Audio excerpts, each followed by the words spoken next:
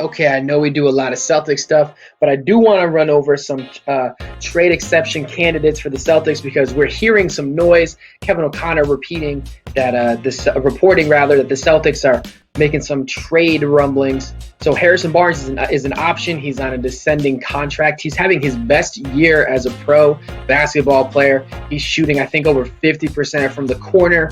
Okay, but he can do so much more than that. He obviously plays great defense as well and can defend many positions.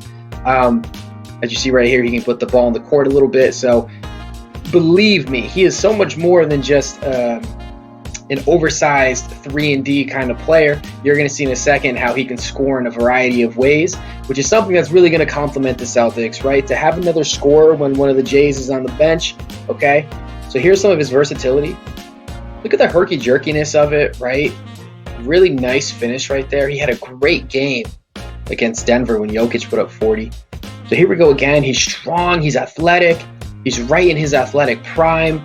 He's under contract for 3 more years. I think this is the guy most Celtics fans want to prioritize, and we'll see if it can happen, right? We'll see if it can happen because Sacramento is playing pretty well, and as of right now, they're a playoff team. So who knows, right? But keep an eye and be sure that Danny Ainge has probably put his feelers out there. It's a nice Euro right there. Really, really good player. Here we go again. Just tough, right? Really tough to defend. Make a great fit there. All right, Terrence Ross is also on this list. He's another one who has 3 years left on his contract. So over the last 3 seasons, they've been his best 3 seasons. He's taken 6.9 3-point attempts per game over the last 3 years. He's hitting 36% of them. That number should be a little bit higher. He does have to bail Orlando out sometimes, but got a really good looking stroke. He shoots a really easy ball.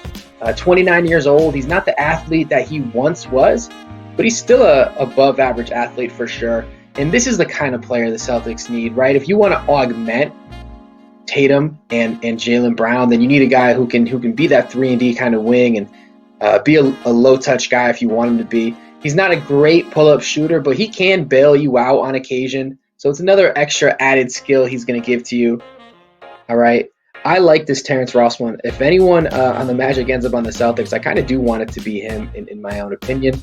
Here you're going to see him one more time, hit another timely shot. There you go. So keep an eye out for him as well. All right, Thad Young is maybe having his best year as a pro, okay? He's in a 97th percentile for assist to usage rate. This is a cat who just makes the game easier for his teammates, and he plays one step ahead. He sees the game one play ahead, right? So out of the short roll, out of the post, from the perimeter, he's going to find teammates. Again, another guy who doesn't really need the ball that much to be effective. His 3-point shooting will come around. I think he has 2 more years left on his contract, I'm pretty sure, which is what the Celtics are looking for. Really, really, really would love to see him in green. And I think a lot of Celtics fans would love to as well. So here we go again, right? His eyes are always up. Okay. Defensively, he has a lot of toughness as well, which is what we're going to transition to. So he is very, very active, very, very tough. You're going to see him do some stuff against guys like Giannis in these next couple clips, okay? Very active. The Celtics are struggling a little bit on defense this year, or maybe underperforming relative to expectations. They're traditionally a very tough defensive team, and this is a great play right here. So you could play some small ball 5, some 4. You can do a bunch of stuff for them. He's pretty versatile. Love to see this guy in green, for sure.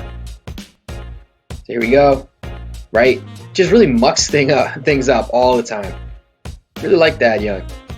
All right, Josh Richardson is one of the last guys I'm going to go over. Now, he's always had all defensive team potential, always. And he's not as good of a defender as he once has been because he's focusing more on offensive game, but he always guards the best opposing player, and he can play really, really well. He's gotten a lot of praise lately. So if he could just be limited to a 3-and-D role with the Celtics, that would be great. He is a player option that he'd have to do a little wink nod to Danny Ainge and say, I'm going to pick it up. But for Dallas, if they got rid of him, they would actually have max cap space next year, I'm pretty sure. So this is a sneaky one to watch out for sure. Sneaky. All right, thank you for subscribing, and have a great day, guys.